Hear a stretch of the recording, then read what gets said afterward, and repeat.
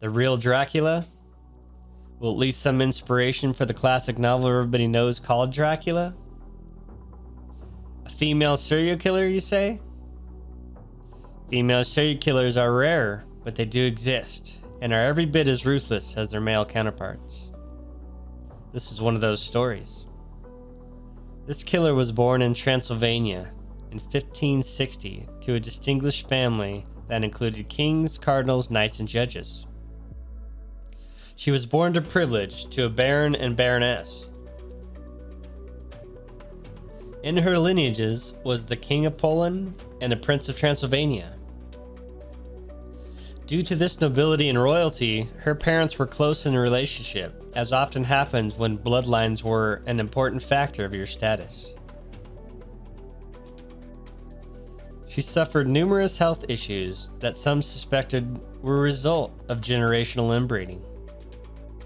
She reportedly suffered from severe epileptic seizures, and here's where some of the more unsubstantiated rumors started to arise because of her treatments. Medicine at this time is still in its infancy, and mental and brain disease were wildly misunderstood or misinterpreted as something else entirely. But of course, that doesn't stop doctors from trying. One of the rumors says that a doctor would rub the blood of a non-sufferer on her lips. Or maybe her parents were into witchcraft and the blood was needed for spells. Or maybe she was a satanic worshiper and the blood was... well, you get the point. Who knows what weird and crazy stuff they subjected her to? Or the family exposed her to? That has been lost to history, and we just will never know. Let's get back to the story. At age 11, she was considered a beautiful and well-educated girl. At that time, she became betrothed to a count. Wait a minute. A count? I thought you said she was the daughter of Baron. Well, I did, but this count was from one of the wealthiest dynasties in the region, and after all, isn't it really always just about money? They were married at age 15. Well, she was married at age 15. In May of 1575, the couple settled into their castle, like any rich couple should. Anyway, even though he wasn't quite at that same status, he took her surname as his own, and hey look, now he's got a noble family's name. A few years later, the Count was promoted to the chief commander of the Hungarian troops, and he was off to war. After he returned, the couple lived a happy little life. 10 years after their marriage, in 1585, the couple gave birth to their first of 5 children. 2 of the kids died as infants, but 2 daughters and 1 son survived. So family life can be so quaint. And by the way, I would like to do some remodeling of our castle. It would make me really happy if, I don't know, you could just build me a torture chamber, because what else does your wife want you to build? So he did. It was reported that the Count built the torture chamber in the castle to her specifications just to make her happy. So the couple enjoyed a little torture on the side just to keep the marriage spicy, I guess. It was said he participated in his wife's torture sessions, but the truth is, he might have also restrained her. The crimes she was suspected of are things like severe beatings, burnings, or mutilation of hands, freezing, or forcing people to starve to death.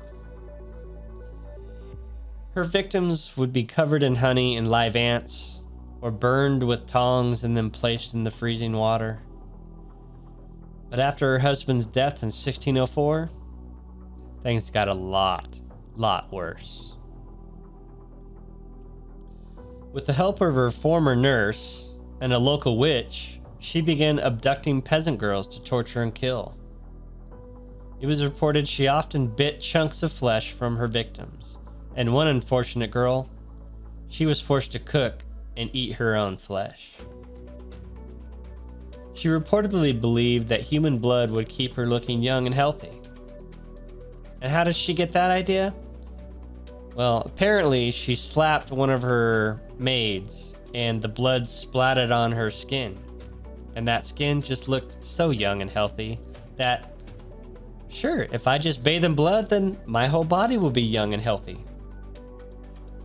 Which is kind of how they, talk about Dracula and that whole thing, because she was infatuated with blood.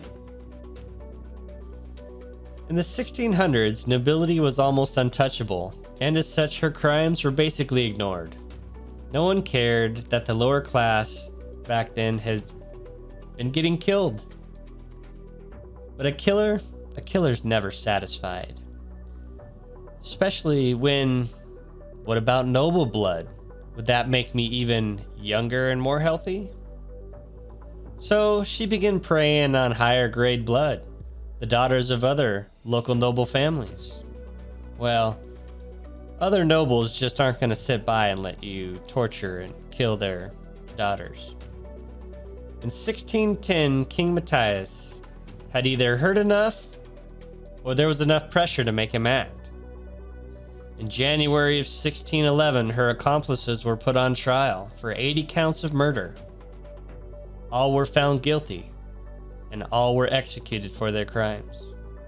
But again, nobility has its privileges, as the saying goes, and she was never tried for her crimes. Oh, the king wanted to, but he was convinced by the investigator that the trial would damage the nobility.